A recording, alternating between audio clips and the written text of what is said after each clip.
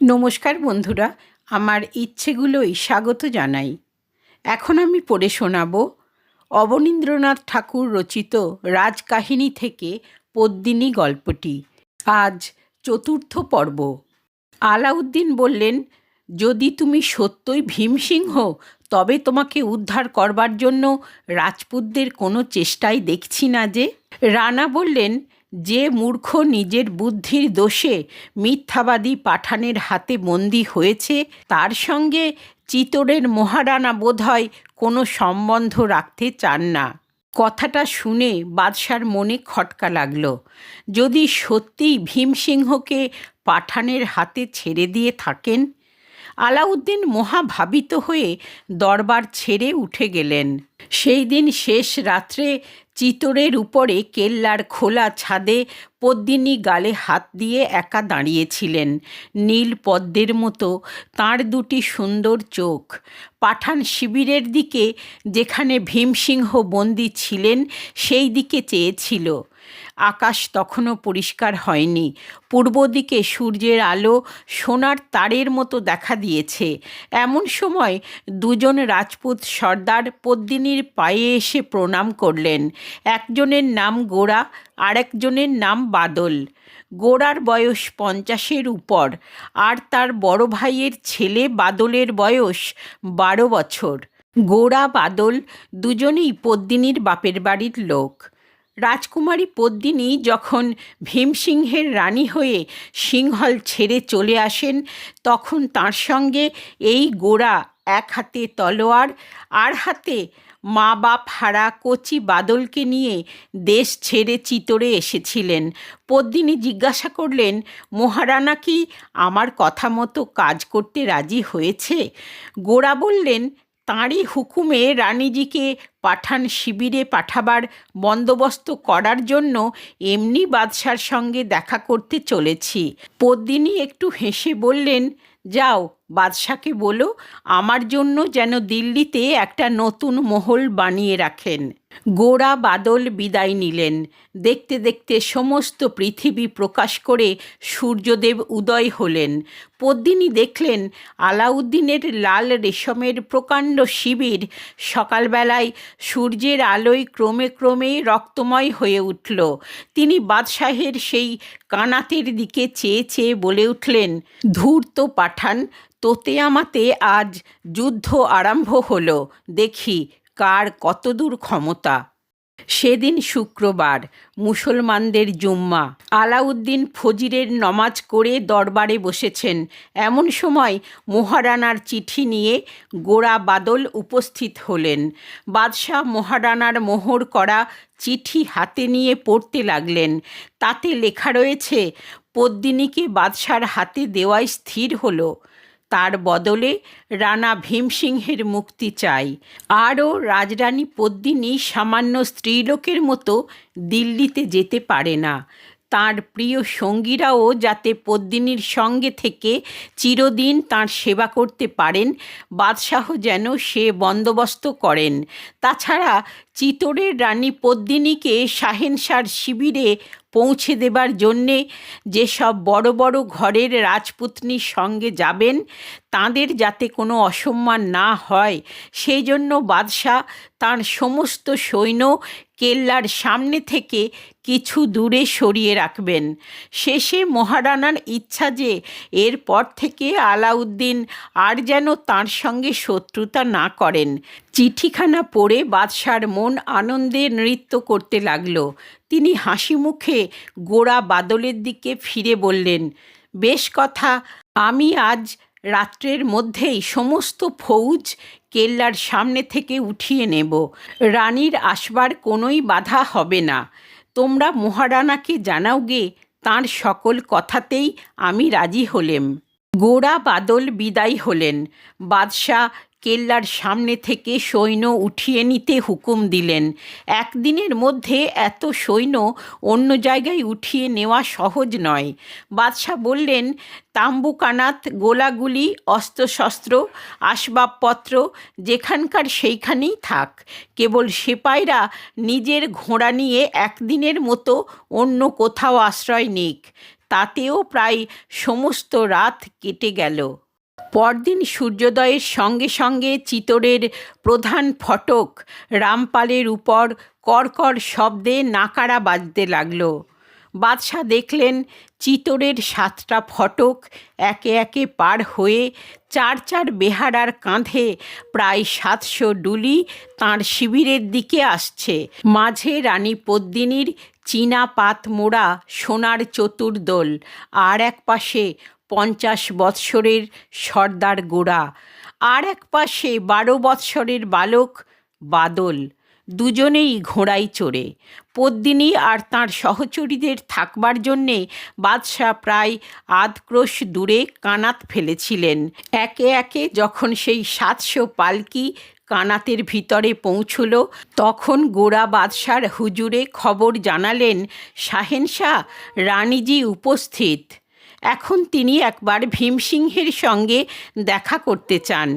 বাদশাহের বেগম হলে তো আর দুজনে দেখা হবে না।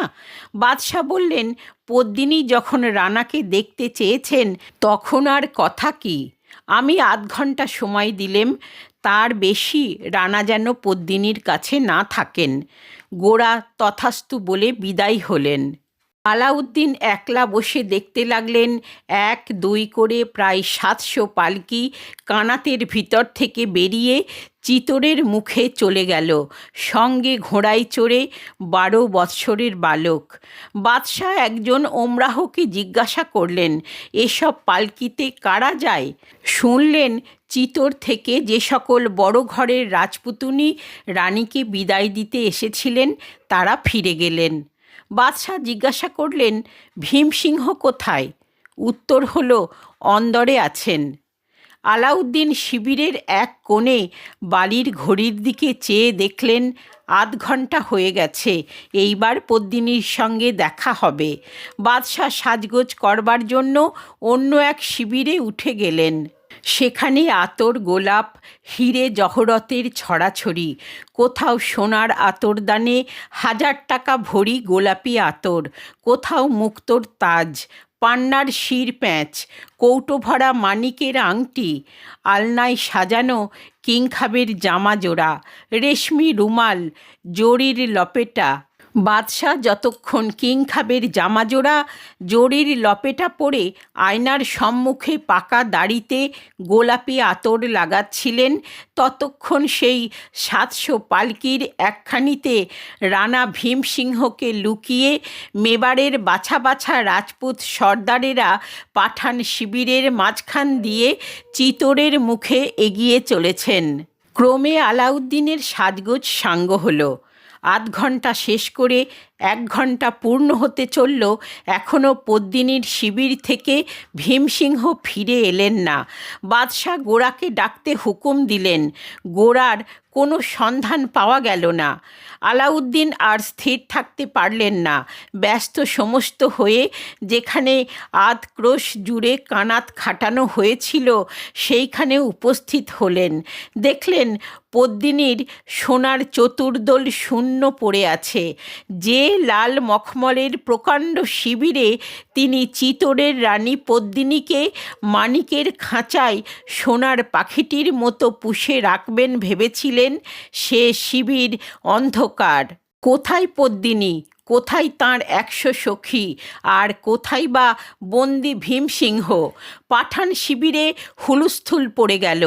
সকলেই শুনলে পালকি বেহারা সেজে রাজপুতেরা বন্দি রানাকে ফাঁকি দিয়ে নিয়ে গেল।